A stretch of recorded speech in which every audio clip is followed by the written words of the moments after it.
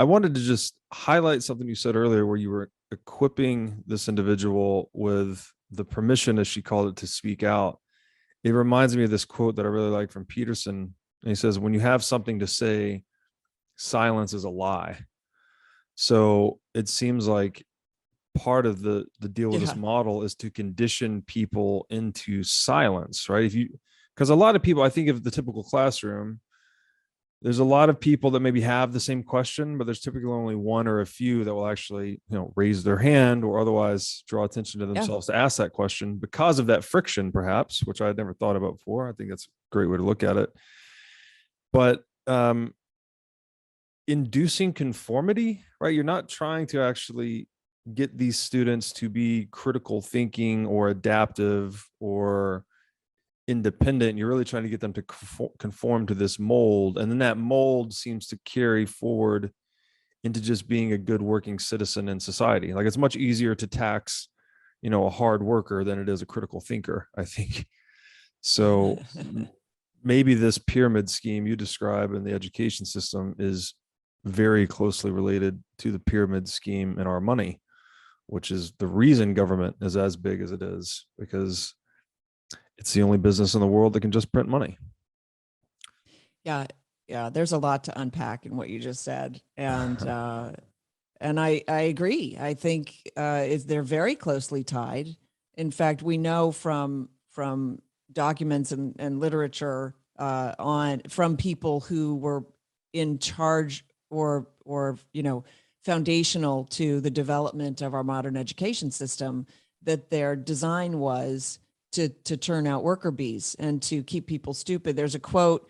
It's escaping my mind right now, but there is a quote by somebody about standardized tests are really just implemented to show people how stupid they are, to keep them in their place. And so there's definitely that. In fact, I talk about this. So I did a TV show for a while called School's Out with Sam Sorbo. It's on Epic TV. And I talk about the gaps that form right in our education, because it's a treadmill. And if you step off the treadmill because, I don't know, you're sick for a day, or you go to the bathroom when the teacher's talking, right? When you come back, you're further behind on the treadmill, but everyone else is up there. And so you can barely hear the lecture because you're too far back. So a gap is formed in your learning.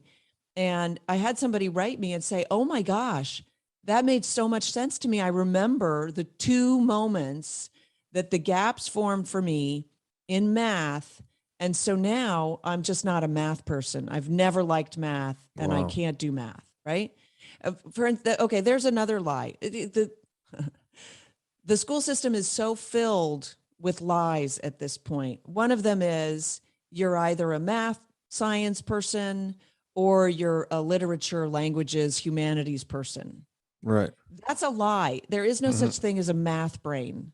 Everything is created and everything leads to thought, right? Math is just a foreign language. It's a foreign language expressing ideas and thoughts. And so there is no such thing as a math brain. You just have to learn to speak math. Right. But the teacher doesn't teach you how to speak math because they're looking at it as either you get it or you don't get it. That's just life, Yeah. And frankly, that's not how we treat children when we're teaching them English.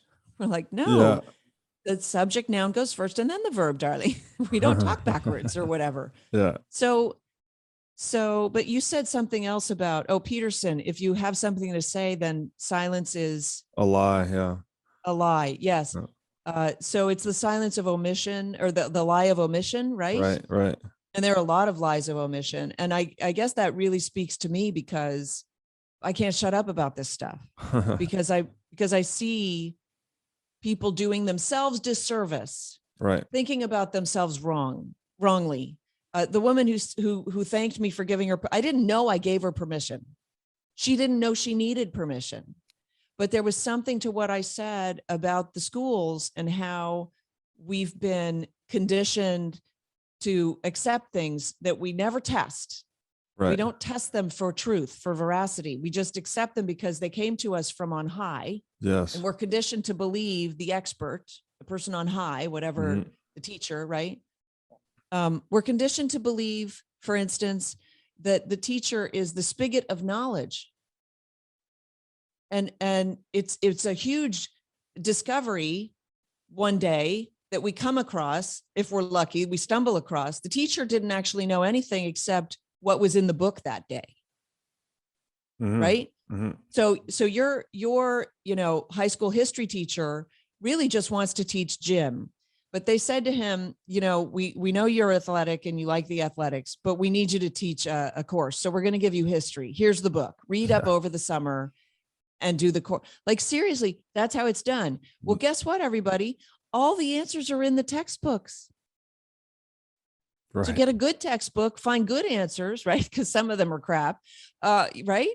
And you can teach yourself literally anything. Oh, and that's what I was going to say. So my first kid is basically an actor. I've got that covered. Like, my husband and I are both actors. We'll figure that out for him. We'll shepherd him. We can teach him. Okay. Right. My second is an engineer, and I went to school for engineering. So I got that covered. I can teach him, meaning I can guide his education and I can be his teacher, even through calculus if he needs it, because I did calculus and I tutored it. So I got it covered, right? And I'm still thinking in this compartmentalized way about how school equals education, which is a lie. I hadn't woken up yet. And my daughter was about 11, and she's an artist. And she's been an artist since she was very little. Painting and drawing and when she was about 5, I said to her, look, if you really like art, why don't you purpose to draw every day for 15 minutes? Because it's important to encourage young people in pursuing something that they like. They tend to need permission. They need to know that door's open to them. And it's our job as parents to open doors for our children. So I encouraged her. Well, she draws 3 hours a day from the age of 6 on. Like, it's crazy. And she gets better and better and better. And she's terribly gifted. And so when she was about 11, I just hit my knees. I'm like, God, my firstborn, I've got it covered. My secondborn, sure. I think you made a mistake with Tavy. Like, I think this is because I don't get it. I don't know how to teach this. Yeah. How am I going to teach this, God? Right. And I was talking to my sister, actually. And she said, well, does she like to draw human beings? And I said, yeah, she draws a lot of people. And she says, well, anatomy would be a good thing for her to learn.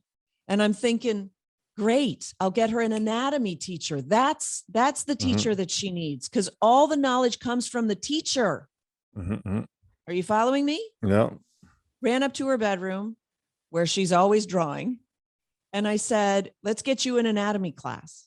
And she looked at me kind of with a little bit of pity. She said, oh, Mom.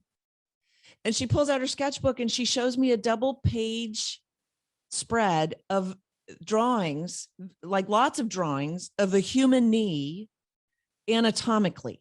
Wow. Because kids know everything's available on YouTube. Yeah. She's been studying anatomy all by herself. Wow. And that's why on the TV show I did, I call it self-teaching. It's a self-teaching paradigm. Our job is to open the world for the kids, protect them, right, but empower them in their special giftings. And by the way, if you don't see children as gifts from God, as created beings with special, unique abilities, then of course you'll put them in school where they're treated as equal to everyone else, and they're forced to conform, and they're encouraged to follow directions, right? And to wait for directions to follow, to wait for the directions to follow, right? But if you want your children to be free, that's why I'm an education freedom advocate, right? If you want to empower your child to be free, then start young, and then just wait to see. Like the job of the parent is also in the discovery of what did God give me this time? Right. Like, this is crazy. I never thought it could be this good. And then the final thing is the relationship that you have with your children when you choose to keep them outside of an institution, right? Because I don't believe children should be institutionalized. Yeah. I think we're the only developed culture to institutionalize healthy people. Right. Right. Sounds so obvious when you say it like that. Yeah. Is the relationship that you develop with your children, which is, my teenagers, they never rolled their eyes at me. Yeah. It wouldn't even dawn on them. Oh, perhaps if I made like a really bad dad joke or something, right? We even have, we even ridicule fathers in their joke telling. Like I shouldn't have said that, right? I just heard it myself. It's a whole culture against fathers Yeah. that we live in. And now even more against mothers. It's Yeah. against family. Against the nuclear family. Yeah. Yeah.